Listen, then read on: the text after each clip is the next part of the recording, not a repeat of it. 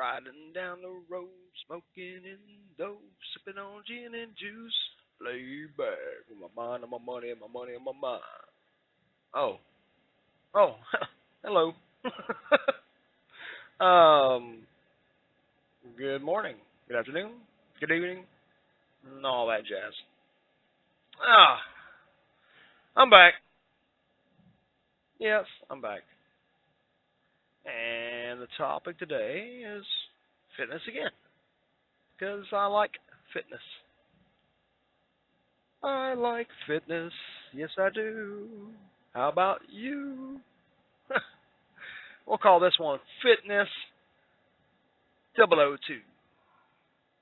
Because the first one was 001, so this is 002. I'm going to try to make it quick. I just had something pop in my head about weight loss and some of the misconceptions about weight loss. Because I kind of left it open about the whole dieting thing. Didn't really get into dieting too much because I'm not really good at dieting. And I'm going to explain how I approach dieting because I like to eat savory foods and I like to eat what I want to eat when I want to eat it. You know what I mean? Which I think is the reason why they have that. There's a whole group of people that in the fitness industry that have the whole if it fits your macros kind of thing. It's kind of the reason why that came about.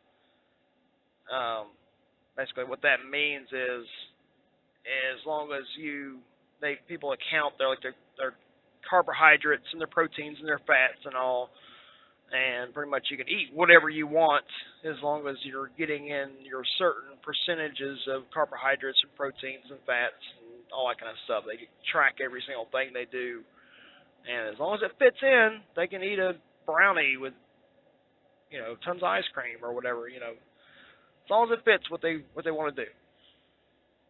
Their planned out diet. Which makes a lot of sense. And Weight Watchers actually use the same kind of thing. They have that point system. And the reason why that point system works is, where you can eat all the broccoli you want to. But if you eat a piece of pie, it's going to cost you so many points. And it may take all your points for that day if it's a big enough piece of pie. That's the way that works. Because it's a balance of sugars and proteins and fiber and all that kind of stuff, which is pretty ingenious plan. Weight Watchers actually might be one of the better plans out there. Because at least you have a system. You ain't really got to think that much about it. But dieting, you have to define the word diet in the first place before you even think about dieting. When you approach dieting, the best way, in my opinion, to approach dieting is to define what diet is. The meaning of diet is not to going on a diet. Basically, it's a really new concept. The whole idea of going on a diet. Diet is how you eat every day. I mean, that's basically what diet means. It's literally means the way you eat every day. Okay, so to go on a diet doesn't really make any sense. It pretty much just sets you up for failure because you're basically going to radically change the way you eat every day for a short amount of time, and then once you're done, you got whatever weight loss done, and then you're going to go right back to what you were eating before. They got you in the place you were before in the first place. So that doesn't make much sense to me. You have to look at dieting as just take the ing off of it completely. And if you want to change something and you're not going to go on a diet, you're going to change your diet. You're going to change the way you eat, period. Change the way you consume and look at food, period. Not going on this broccoli diet or whatever, like I was saying before in the last little podcast thing. So, and that's why I talked about, doing increments. Just make little changes here and there. Take one thing. All right, I'm going to attack my donut addiction, my ice cream addiction, or whatever, and substitute in better, healthier options slowly, and just get used to that change. And making it a routine and making it every day, I'm working on these certain things. Eventually, you transform your diet completely for life until you start adding other things in slowly. I mean, we didn't start out eating a bunch of junk. We tried some junk, and they were like, oh, that's good. Then a week later, you tried that junk again, and then, every other day, you start trying more junk and the same junk, and then keep on, it becomes more and more frequent, and then before you know it, that's your entire diet's consumed with just a bunch of junk food. And but if you do that in reverse, it works the same exact way. Your body adjusts, and your taste adjusts, your taste evolves and transform to where you're actually craving the healthier stuff because you're forcing yourself a little bit at a time to change your diet instead of dieting.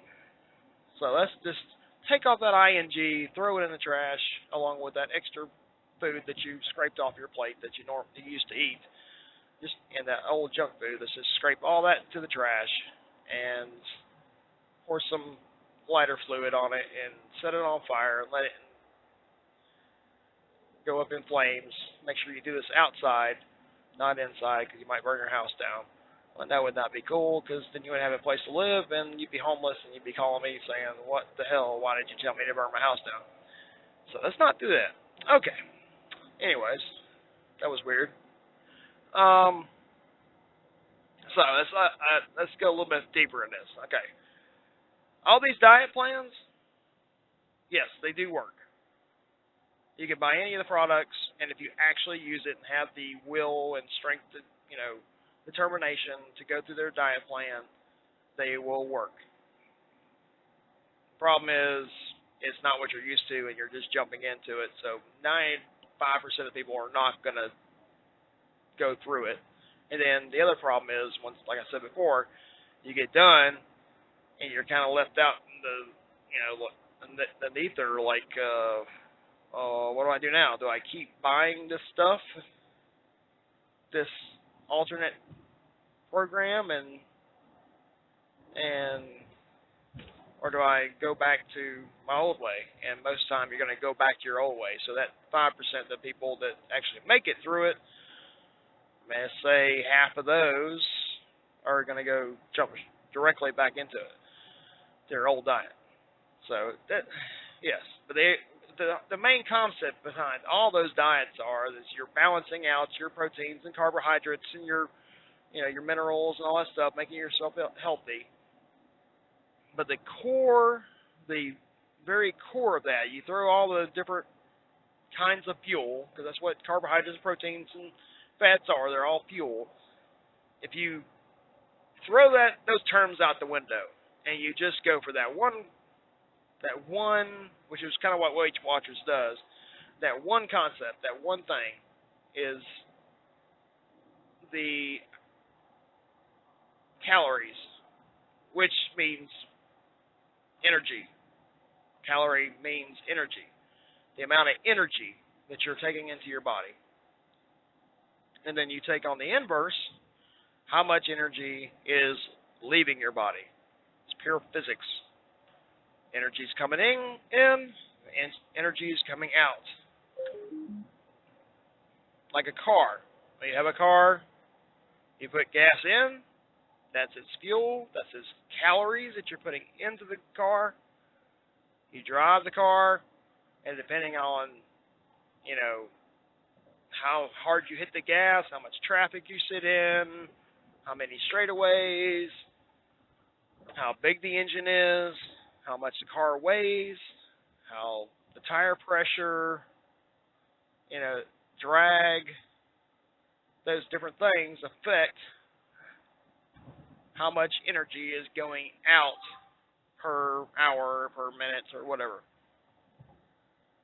So you break it down real simple like that. That's all it is. Calories in versus calories out. Gas in and gas coming out. And to lose weight, you have to do what? Can anybody tell me?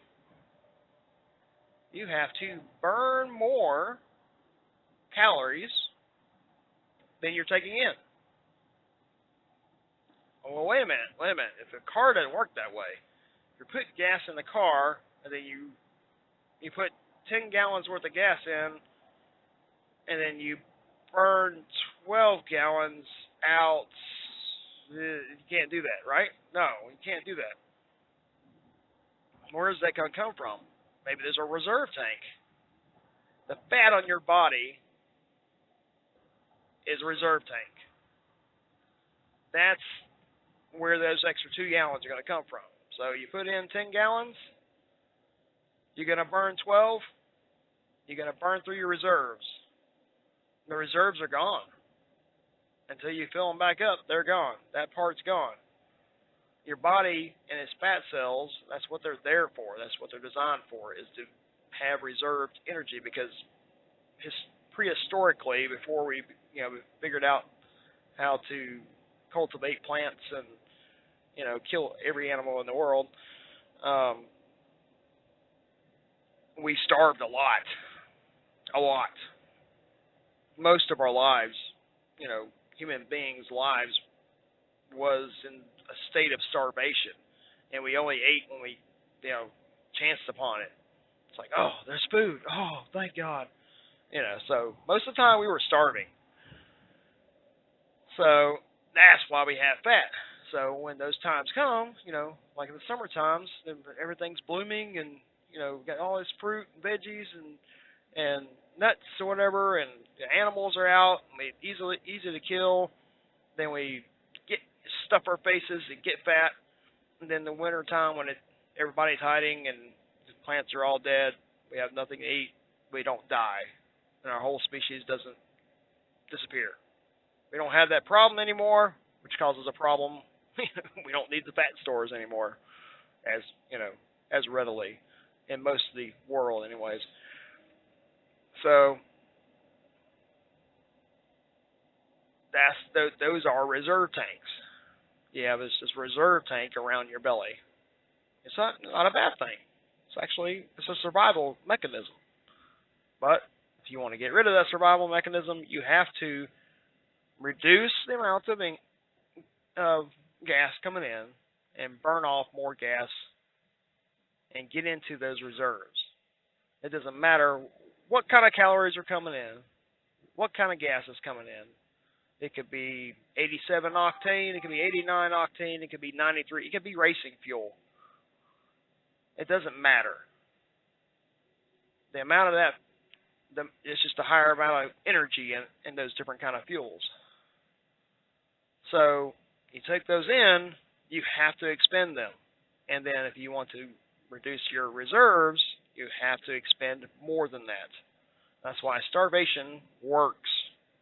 It sucks. It's not healthy at all, because you actually start breaking down into muscle and all also, because different hormones are released, and your body goes into shock, and it's like, oh crap, I need to take whatever reserves. If I'm starving, then I don't want to use my real quick, easy access fats. I'll take from the muscle first, and then we'll go to the fat. So you don't want to starve yourself. You still want to have food coming in, but you want to have a deficit every day. You want to have to where you're going into your reserves every day. That's why exercise is important.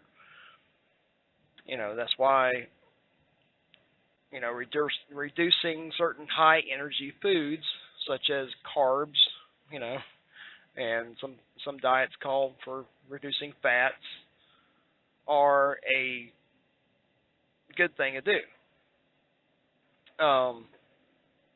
You don't really want to reduce your proteins, because those are, you break down proteins, and those actually break down to amino acids, which your body uses to rebuild muscle, very much your, all your connective tissue, your brain tissues, everything. I mean, it just muscles pretty dang important, and proteins are pretty important. So you need to keep the protein levels up, but just by reducing carbohydrates and or reducing fats, which is a huge argument about the fats nowadays. That you're supposed to, fats are actually good because of mental cognition and just, I don't know, whatever. I think if you just keep it simple, stupid. If you keep it simple, it makes it a whole lot easier to keep on the plan. So if you start tracking, like there's a MyFitnessPal, or Calorie Counter, I think is the app name, and there's several different ones out there, or you can use a Weight Watchers program or something like that to kind of keep track of how many calories are coming in and out. You have people sell the Fitbit watches and the Garmin watches or whatever that kind of give you an idea of your energy going out. It can give you a better idea of how you're expending your energy and taking in your energy. But unless you're getting to where you're like super fit and you just want to tweak everything, then all that other crap is just a waste of time. And you don't want to starve yourself. You're not, I don't understand why people go on these crazy diets and stuff, but it's real simple math. It's in versus out, and you always want to have a negative number. If you take in 2,000 calories a day, then you want to make sure you're burning more than 2 calories a day. To me, it's not really that hard. So that's my 002 for you. I hope that was quick enough.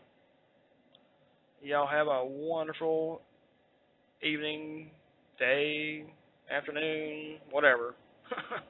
Peace out.